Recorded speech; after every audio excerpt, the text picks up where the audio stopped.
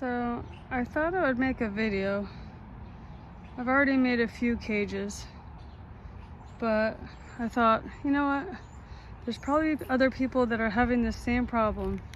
Do you see how eaten up this is by rabbits? I saw a couple rabbits and a groundhog munching away on my pumpkin vines.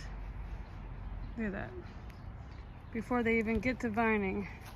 And all that stuff on there is all the cayenne pepper and garlic powder and everything that says, people are saying, oh, this is a natural way to deter rabbits and groundhogs.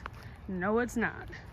Because I did it, and you can still see the seasoning, and I had a big leaf here, and now it's eaten. I literally caught him red-handed, and he dropped it and ran. He's eating it like a damn spicy veggie leaf. I don't know what I'm saying. Anyway, he enjoyed the spices instead of being deterred by them. So I've been making little cages. This has been my life today. This is chamomile. They haven't really been messing with the chamomile too much, but when I covered up other plants, they went after different plants that they weren't previously going after. So I'm covering everything. So it's a pretty easy process. I'm making them different sizes just so I can reuse them year after year. And like the littler sizes obviously are for the little sprouts, and then I could upgrade the giant ones. So here's my little setup. So there's two different fencing. There's the chicken wire, which is that, which honestly, when it gets to this large, it's kind of unruly to work with, but it still works. You just gotta bend it around. And these are only about a foot wide, 2 feet high, I believe, 1.5 feet high. And those are for the littler sprouts. And these are eventually all going to be vining plants, so then they won't be bothered by the critters eating them once they get past a certain point. I don't know, I think I tend to like this stuff better than the chicken wire.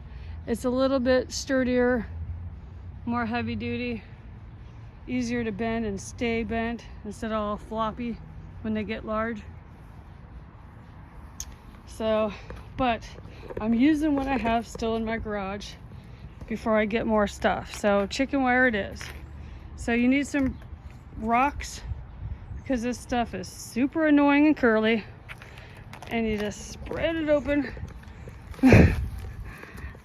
And so I'm making this one I'm cutting it, I'm making a larger one. It's gonna be about 4 feet, 4.5 feet long to cut, which will give me a nice big opening when I round it around and I zip tie it.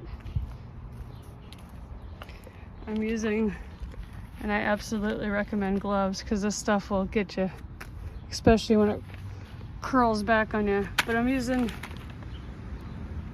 little black zip ties and tin snips to cut this stuff, which these are amazing. I was trying to use wire cutters. No. Absolutely no. So this one I'm gonna make, like I said, this one's gonna be a big one, and I'll show you what it looks like when I cut it. So I'm not sure if you can see this or not. However, I just cut it, and I ended up cutting it to 5 feet long just because pumpkin vines and acorn squash and cucumbers, which I all love to grow, and watermelon all have really huge leaves.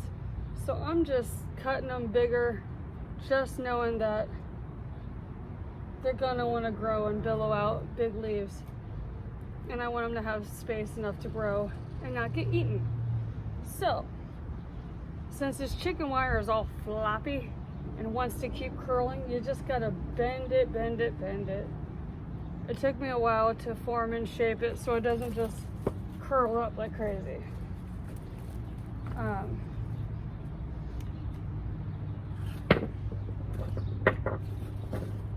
Move my rocks and just kind of mold it and form it. I don't know if you can see this.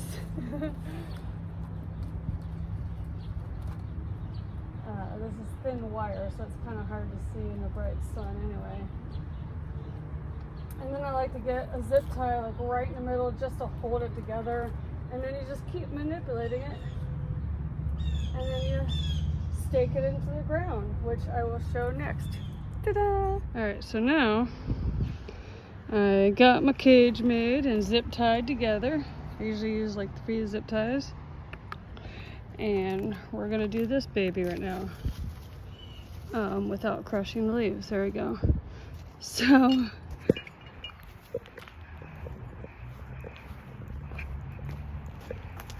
hi kitty. I wanted to see what 5 foot ended up being in diameter. I'm gonna try to measure this with one hand. All right. Sorry about the bouncy video. So we're at 17 inches. That's pretty good. This one that was 4 feet ended up being 16 inches. Or this is 4.5 feet, this one. And this is 5 feet. All right, so it gives you an idea. All right, so then I have these little garden stakes that I got in a 100-pack from Amazon. They're amazing. I use them for holding down my soaker hoses and a million things. All right, so you just place this around your plant and stake it in the ground. Ta-da!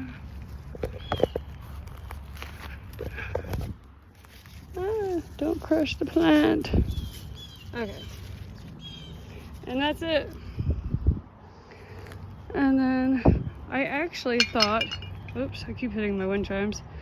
I actually thought that, see, these holes in my trellis are way too big.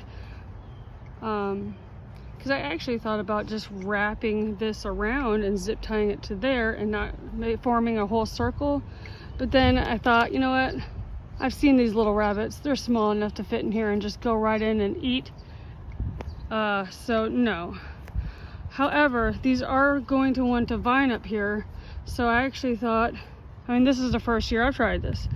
So I actually thought I might come in a little bit later and measure up about 1.5 feet and then cut a little opening here so they can vine up freely. And at that point, they're not going to be eaten. Because I don't think groundhogs climb that far. And I sure as hell don't think rabbits do.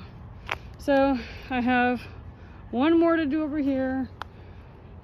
And a ton more to do over there. I have to take a break and do something else right now, but I will be back to show you all of them caged up later. Okay. I think I got all of them done.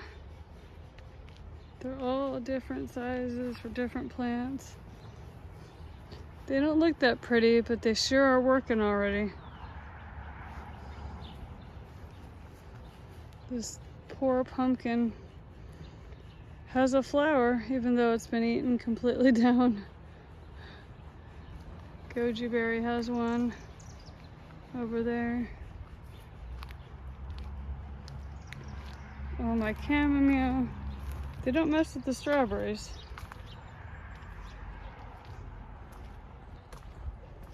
And then a few things over here.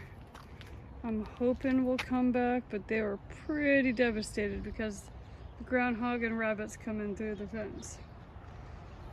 So we'll see.